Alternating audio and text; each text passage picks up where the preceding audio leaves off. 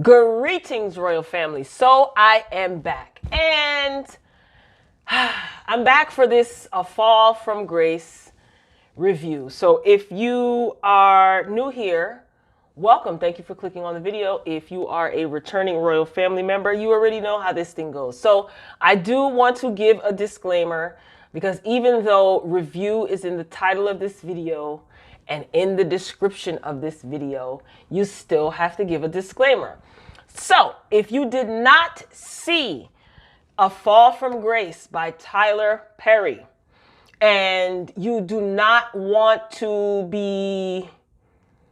you don't like spoilers, then this is not the video that you should continue to watch. This video is for individuals who have seen the movie in its entirety or who have not seen the movie and don't care about spoilers.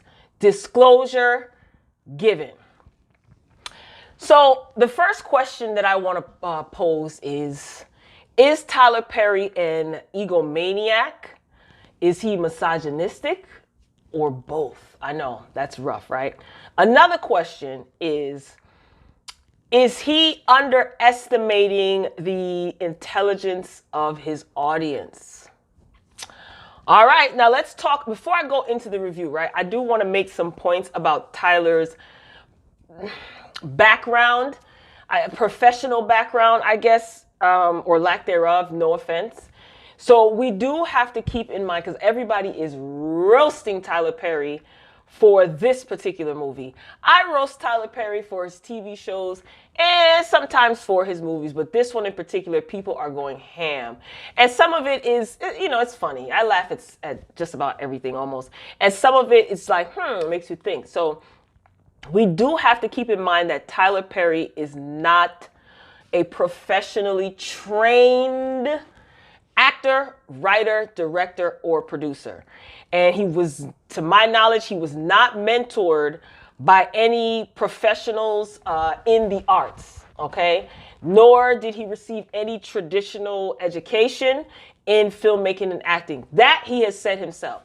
You know, I did catch an interview earlier today. That's what took me so long to get this review out. And I do, like, you know, type up my notes and things like that. And it's funny because after I typed up my notes and I watched that little interview he did on the Sway morning show, he said that. He said he wasn't college educated, and I said, yeah, exactly, it shows. But anyway, but this is not to discredit him at all.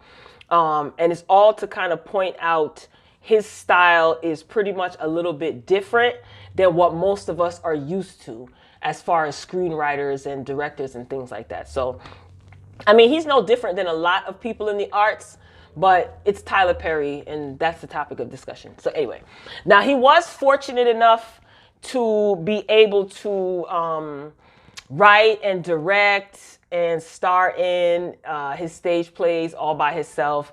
He actually put together the plays, he gained momentum, and then he moved into film without any hesitation. Reason being is because, number one, he's a man, okay? Let's just keep it real. And he built a name for himself, and he already knew how to write scripts, how to act, how to produce, how to direct. So, you know, he gained a lot of momentum. He made a name for himself. So it was really easy for him to kind of build connections and like slide right on in to cinema, right?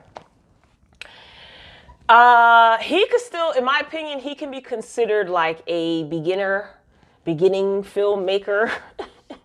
Like, it's because like his editing, which we're going to talk about in this movie, his editing, his repetitive plot lines, sometimes lackluster, you know, unrealistic acting. And these are all of the things that he does get criticized for when it comes to his TV shows and his movies. So I consider him, even though he's been in the game for a long time, it just seems that some of his work is that of a rookie, you know, rookie filmmaker. So just keep all of this in mind. There's a reason why I'm saying all of this and giving this long drawn out introduction or whatever. So moving on to A Fall from Grace. All right. So I did watch the entire movie, and it was not as bad as I was expecting. I'm going to be honest. Now, those of you who watch my channel, you know that I do review Tyler Perry's scripted television show, Sisters, right? And if you've seen those reviews, you know how I have my opinions about the plot line, the stories, and things like that. That's the only Tyler Perry scripted show that I'm watching, and I did give this a chance. Most of the time when Tyler Perry has movies out or shows, it depends on what the previews are given. But I reported on this on my What the Friday show. Make sure you check us out here on the channel every Friday.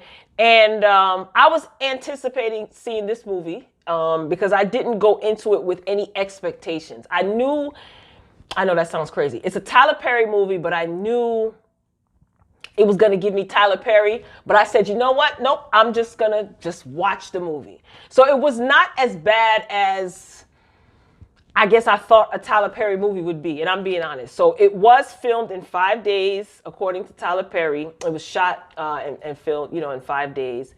And he did manage to pull this off. I have to say, the plot to me was reminiscent of a little bit of like Silence of the Lambs, a little bit of Misery, mixed with a little bit of like the ID channel TV shows and Snapped and things like that. Just a little bit. And I do hear people saying that this movie was similar to Acrimony, but I didn't see Acrimony, so I can't, do a comparison.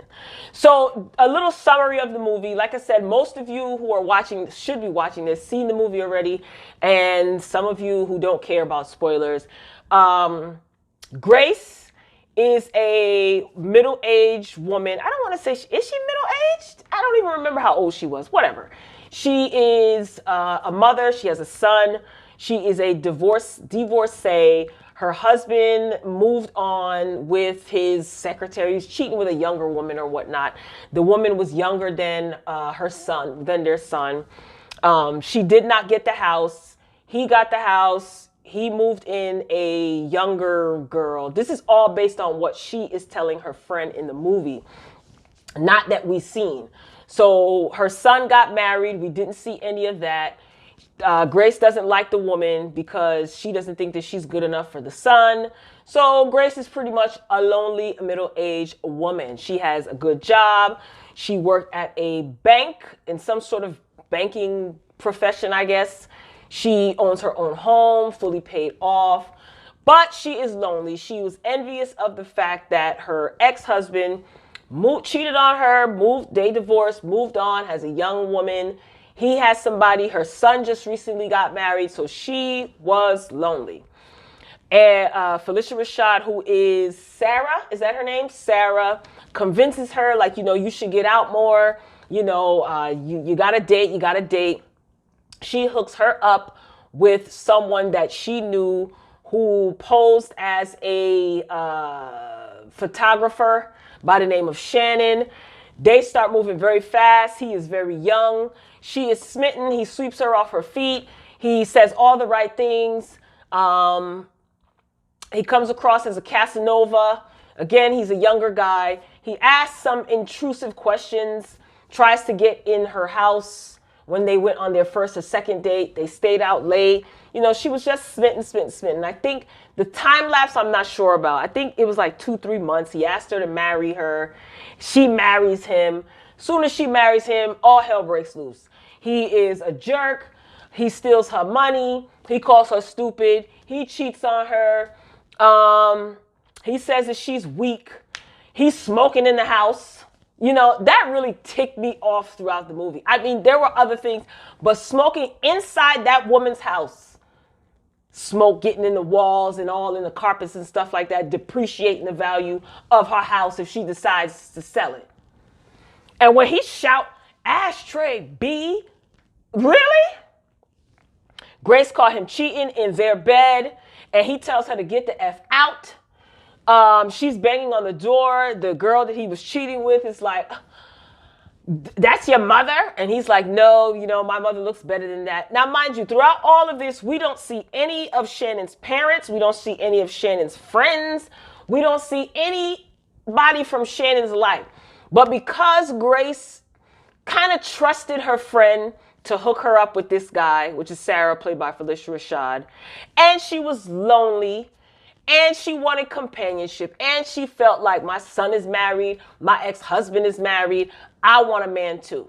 So what ends up happening is He steals her identity, steals her money, makes her life a living hell. She gets tired of it, bashes him upside the head with a baseball bat. Then she ends up going to jail for his murder, only he is not dead. Y'all see where I'm going with this, right? I don't even want to go into the movie no more. You knew what happened. Let's get to the nooks and crannies of this. I'm sorry. You guys saw what happened. Most of you should already know what happened. Anyway, let me tell you what I liked about this movie, all right? I do like that Tyler Perry has a tendency to keep some of our seasoned actors and actresses, our legends, our kings, our queens, working. Like Felicia Rashad and Cicely Tyson. So in this movie anyway, I can totally respect that. I do like that. Tyler Perry's character, he was a manager in what is it, like a public defender's office, law office? I don't even know what his title was. I know he was the lawyer that represented Grace Jasmine. That's her boss. Anyway, so his character was not bad. Not as bad as I've seen Tyler Perry be in other roles in his movies, okay? I was actually shocked. Now, he did tick me off. His character did annoy me. He did tick me off. However, that's what a good character is supposed to do, right? A character is supposed to evoke some sort of emotion out of the viewer, whether it be good or bad, whether you like them or you hate them. So he 100% got on my nerves. So mission accomplished. And he was not that bad. He really wasn't that bad. I mean, I didn't like his character, but as far as the acting, it wasn't that bad. Now, another thing that I liked is what I took away from this, what I seen, is Tyler did shed some light on the negligence of the legal system as it pertains to women, black women in particular.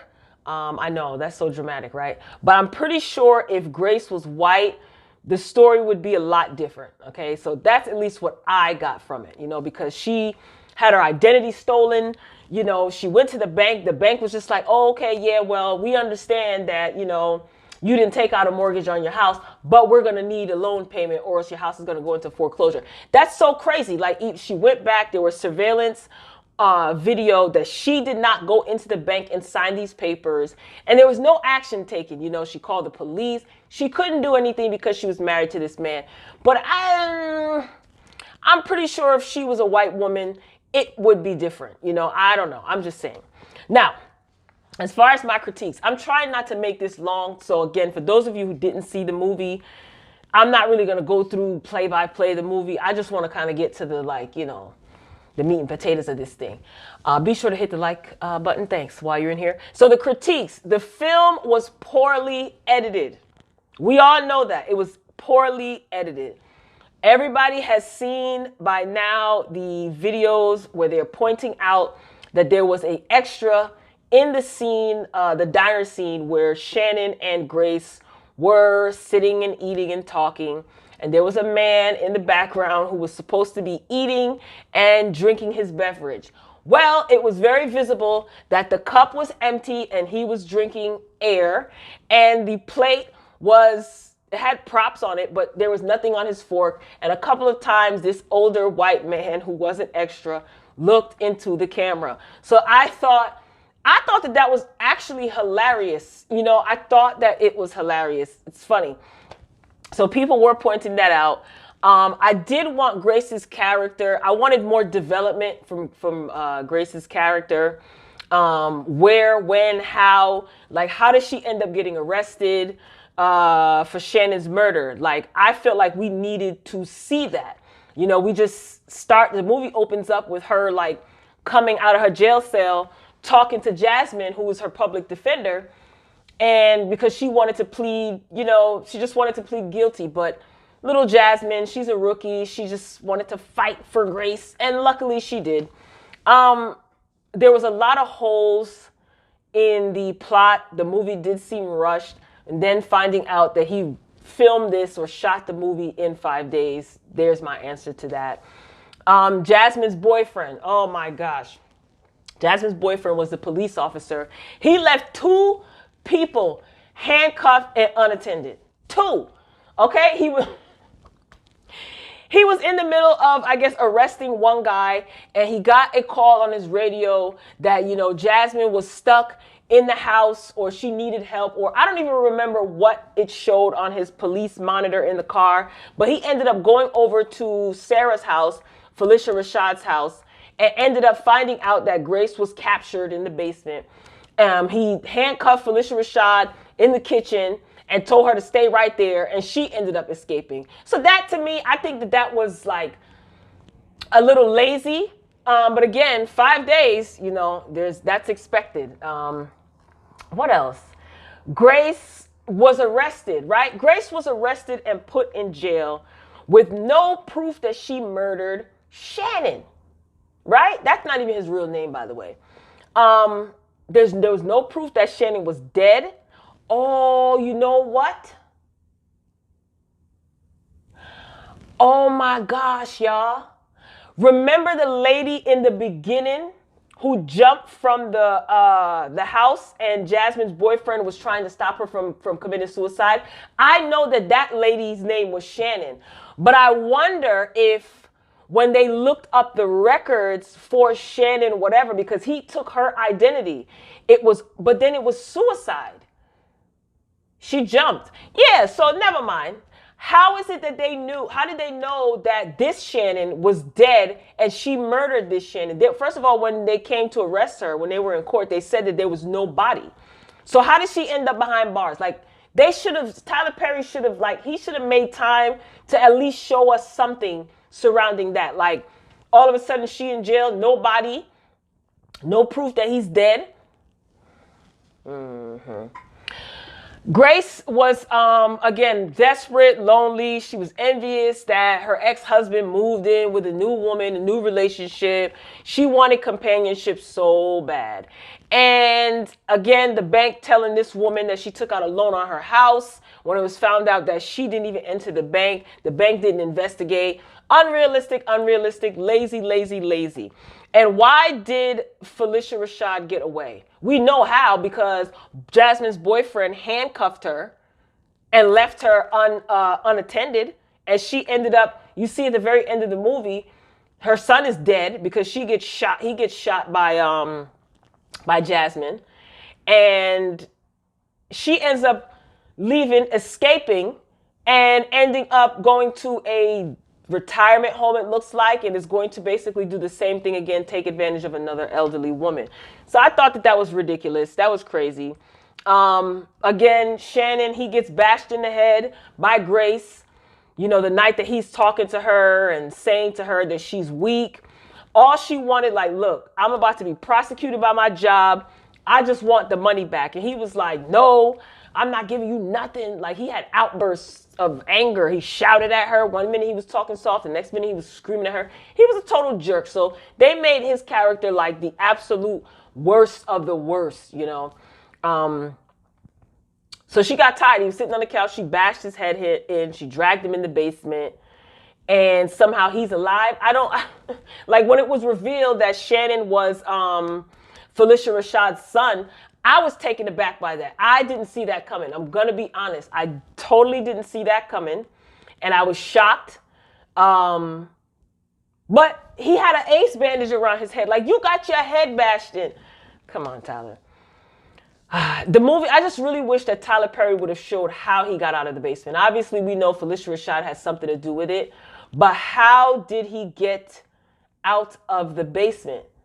How, Sway? Anyway. I could go on and on, honestly, but I could go on and on and on about, like, the inconsistencies and the critiques or whatever, but all of this is contributed to, one, the movie was filmed in 5 days, and two, Tyler Perry wanted that Netflix check. So I feel that he probably had a deadline to meet. He never confirmed how long it took him to write this script, though. Not that I recall, but I do hear him saying in multiple interviews that it was shot in 5 days. I wonder how much those actors got paid if they shot this movie in 5 days. They probably didn't get paid anything. And I'm pretty sure he got a nice amount of money from the Netflix deal. Anyway. All right, let me shift gears a little bit. Because like I said, I don't want to make this too long. Let me shift gears a little bit. Now, Tyler Perry is going on, of course, he's promoting the movie as he should. So he's going to different like outlets and people are sharing their opinion. And he talked again about why he doesn't have a writing room. I talked about this on the WTF show as well. I also talked about this on my sister's review. So he said again that he had a bad experience with writers and that they wanted to change his scripts. Plus, he had to pay every single time that his script was edited or something was rewritten. So he did try it. He said that he did try it, but it didn't work for him. Okay, those were his words. Now, he says that he writes from a place of what he remembers about the women that he grew up seeing and what he saw these women go through. His mother was abused by his father. An interviewer said to him that she was very hurt when she saw the scene when Shannon was saying that Grace was low-hanging fruit. This was right before she bashed his head in with the baseball bat. He called her low-hanging fruit. He said that she's weak. He says that, I love you, but I will never love you as much as you love me. That scene. And this woman said that hurt her because it's like, the black man is talking down to the black woman and beating the black woman down. So when she said it hurt her, Tyler Perry said, why? And she said, she talked about how she felt. And he wasn't cold, but he says, I heard my father say much worse to my mother. Then I was like, there it is. So he is writing a lot of these stories from his point of view, from his firsthand experience. And someone's firsthand experience, you can't like just dismiss that. It's very much credible. So, people are just tired of seeing it, but I get it. And he has come a long way. So even though he's writing about his personal experiences, he has had a long way. However, at what point does his outlook or his point of view change? Will it ever change? And see, this is why I mentioned earlier that he was not traditionally trained and or educated in film and screenwriting, because if you ever took like film, public speaking, film writing, things like that, any writing course, anytime you're writing or an author is writing a book or a play, there has to be some evolution of characters. See, we didn't see any character development or nothing about Grace, nothing about any of these characters. So even in his TV shows, we just are thrown into situations and they just deal with it as it. There's not really much background about a lot of these characters from what I see.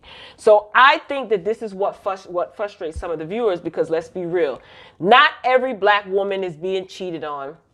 I said not every. I'm pretty sure someone's going to say there's a significant amount. That's true.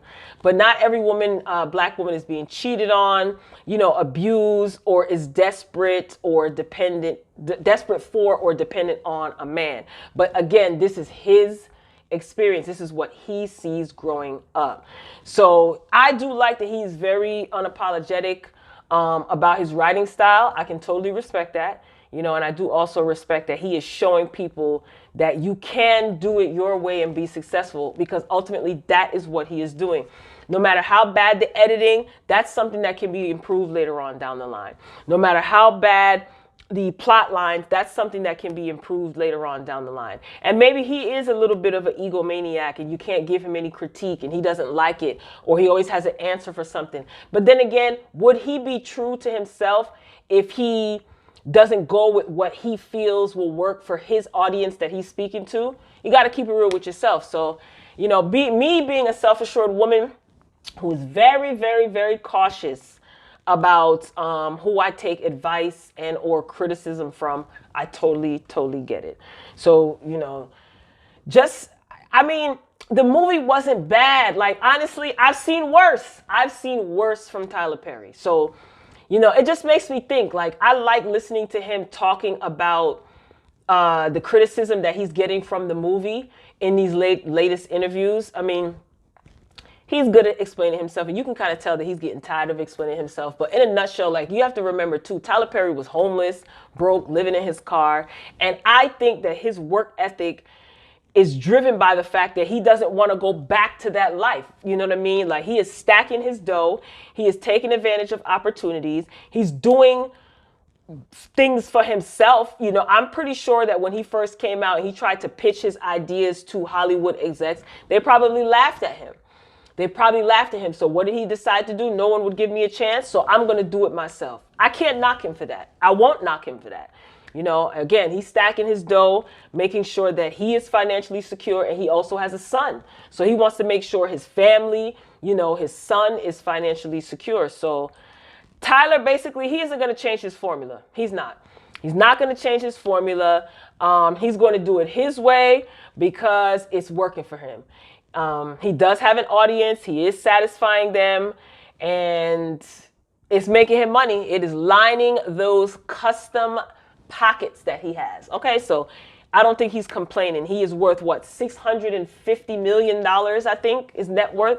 So I can't knock his hustle. That's the American way, right? Get it how you live. So overall, I know this turned into like a Tyler Perry breakdown or whatever, but overall, there were a lot of holes in the plot line. But considering that this was shot, or not shot, but filmed, let me not say that word, filmed in 5 days, I am surprised. I really am surprised. Netflix saw potential in it to give him a deal. I did like the movie. I figured out once Grace was found guilty after Jasmine fumbled, you know, the case in a sense, or the evidence. She missed some evidence and stuff. When she saw the necklace that Shannon had around his neck as well, saying it was from Ethiopia, Sarah was consoling Grace's son in the courtroom, and she saw it, and then it all flashed back, and I said to myself, oh, she hooked him up, but why? You know, toward the end, it was like, that's his mother?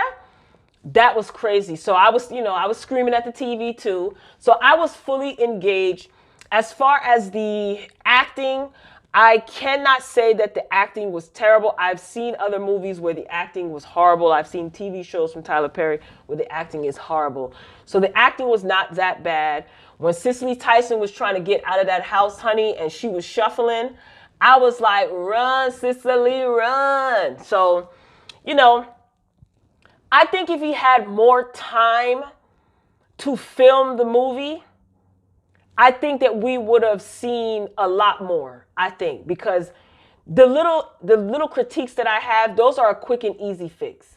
But I think he had a deadline to meet, and he wanted that Netflix check. So that it is what it is. So if you saw the movie, let me know what you think. Tyler Perry is receiving a lot of criticism. That's fine. I'm the type of person where people are entitled to their opinions. It doesn't mean that, you know, you have to fight. Oh, well, I think that Tyler Perry is doing this because, okay. It doesn't have to be an argument. You know what I mean? And I just, everything doesn't have to be an argument, man. Like, you can have opposing views, but it doesn't have to be an attack. I'm not getting paid by Tyler Perry to put this review out. And most people are not getting paid by Tyler Perry to defend him either, right? So it's like, but as far as his hustle is concerned, I don't knock it at all. And I fully accept his reasoning or his explanation, which he doesn't have to give, as to why his storylines are the way they are. And he is willing to defend his work. He's unapologetic. I mean, as far as the wigs and stuff like that, I thought they were funny. I honestly thought they were funny. I jokingly put up a post about Tyler Perry being the P. Diddy of movies, all in the video, all on the record, and he needs to stay out his movie, jokingly. And, you know, one person took offense. I don't see anything wrong with him acting in his movie. Okay, relax. It was a joke. Everybody else got the joke and they were laughing. It's not that serious. Anyway, so you can have your opinions. Keep it respectful. No argumentative comments, please. It's not that deep. This man has a reason why he's doing what he's doing. I can name countless movies that I think were, this is whack. But I'm going to give credit where credit is due. Yes, the editing was poor. Yes, the pace of the movie was a little bit like sometimes rushed, sometimes slow. The acting I liked, I can appreciate it. Even Tyler Perry's acting has improved. In this movie, I was really shocked. I didn't like his character, but I think he did a good job annoying me, making his character annoy me. That's what you're supposed to do. So that's about it. I mean, all the other stuff like the wigs and things like that. I mean, I found it funny. I honestly found it funny. I don't think that that's me, whatever. That's not a deal breaker for a movie, okay? You know what I mean? That's just me, but if other people do, then that's fine. So I am just rambling at this point. I can't wait to hear what some of you have to say about the movie. So if I had to rate it out of a 5, what would I give it? Oof. Oh man, I don't know. I don't know what I would give it out of a 5 because I just asked myself that question just now. I didn't even think about it before. But anyway, I want to hear from you, Royal Family. So if you made it to the end of this video, let's wrap this up. Hit the thumbs up button on your way out. If you disagree with anything that I said, totally fine. If you are capable, you can disagree respectfully. I don't have a problem with that. Yeah, get down in the comments, share your thoughts or whatever. Let me know, did you see the movie? Do you not care? Is there anything in the movie that you're confused about? What ideas do you have? Like if you could redo some of the scenes in this movie, what would you have done differently? Now that is a question, a productive question. So Royal Family, I'm out of here. Make sure your notifications are on because I will be back soon. Until next time, peace.